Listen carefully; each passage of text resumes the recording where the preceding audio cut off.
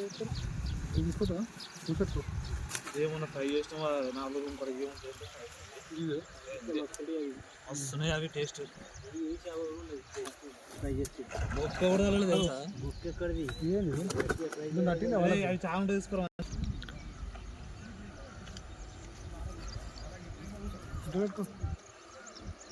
ముందు సార్కుంటుంది అది ఆడ కొంచెం ఆడిపోయి పోతారని అట్లా ఒకసారి ఇంచుకోవచ్చు